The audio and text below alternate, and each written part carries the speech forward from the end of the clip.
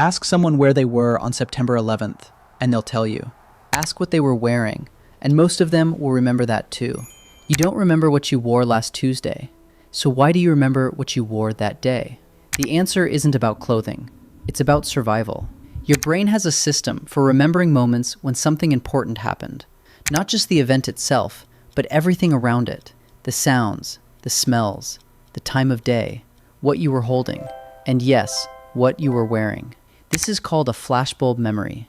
The term was coined in 1977 by psychologists Roger Brown and James Kulik. They studied how people remembered the assassination of John F. Kennedy. Years later, people could still describe exactly where they were, who told them, and what they were doing. And almost everyone remembered the tiny, irrelevant details. Details that shouldn't matter, but your brain locked them in anyway. Here's why. For most of human history, danger didn't announce itself. It just appeared. And if you survived, your brain needed to remember everything about that moment. Not just, there was a leopard, but where exactly you were standing, what time of day it was, what the light looked like, what sounds you heard right before. Because the next time you walked through that area, you needed to recognize the pattern. Your brain wasn't trying to remember the leopard. It was trying to remember the conditions that brought you and the leopard together. And that meant recording everything, even the stuff that seemed meaningless. Flashbulb memories work the same way today, except the threat isn't physical, it's emotional. A sudden shock to your nervous system. Your brain doesn't know the difference between leopard and terrible news.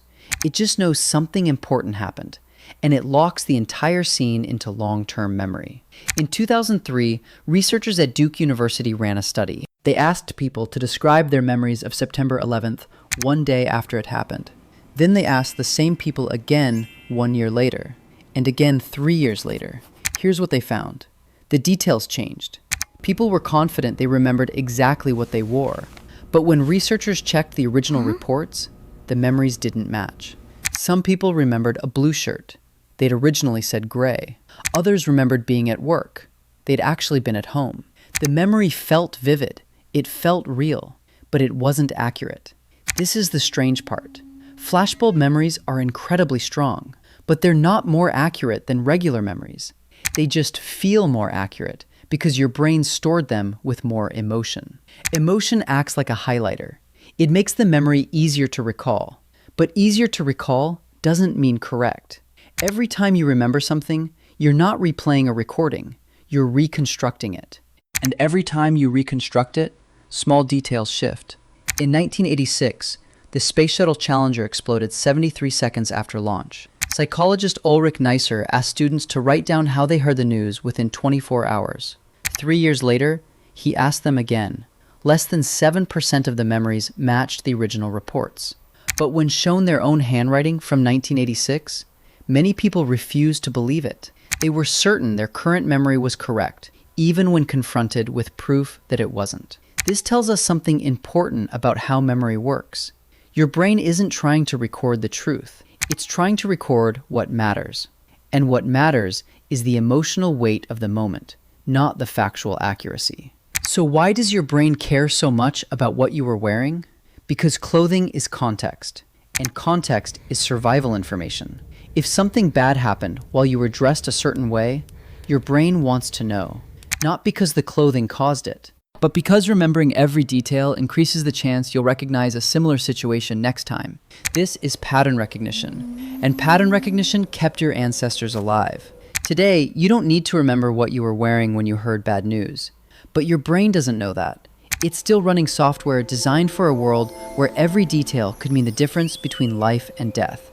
So it records everything: the weather, the room, the sound of a voice, the shoes you were wearing, and it stamps all of it with a label that says, this moment was important. But here's the twist. The more times you recall that memory, the less accurate it becomes. Because each time you remember, you're pulling up the last version you remembered, not the original. It's like making a photocopy of a photocopy. Details fade.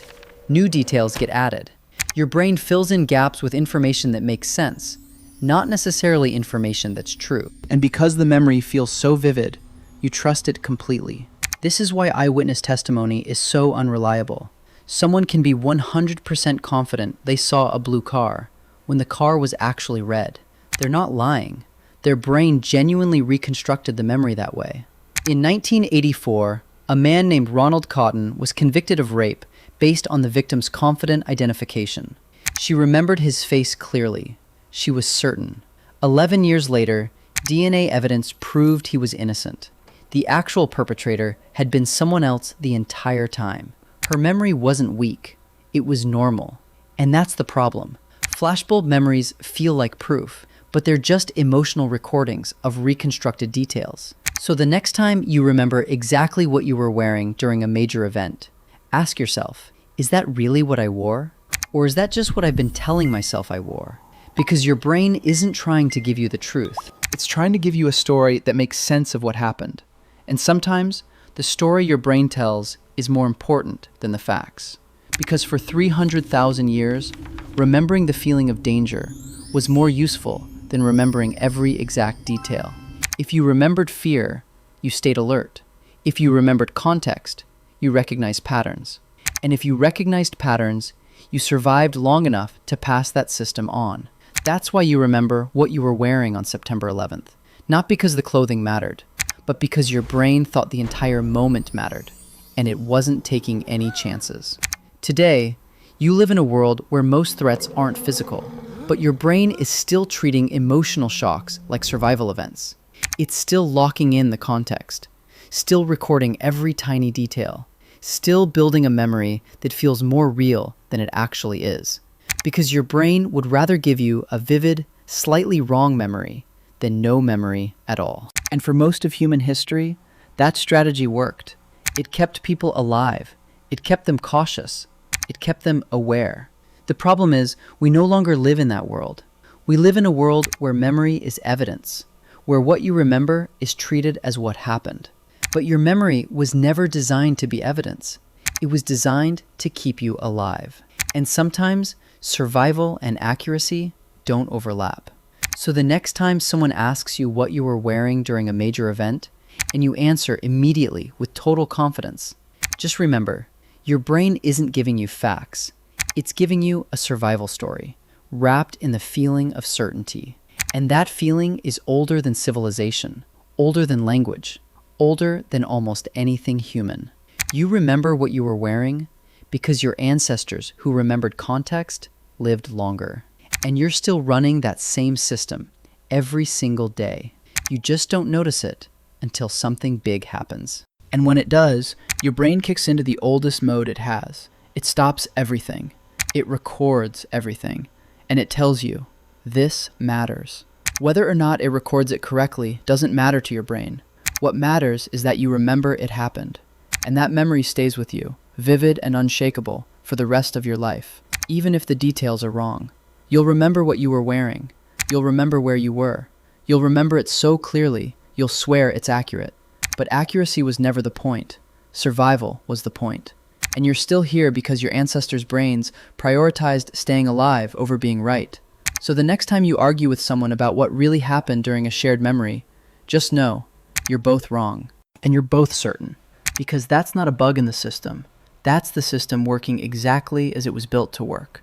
And it's been working that way for longer than anyone can remember. You don't remember what you were wearing because it mattered. You remember it because your brain thought you might need that information to survive what came next.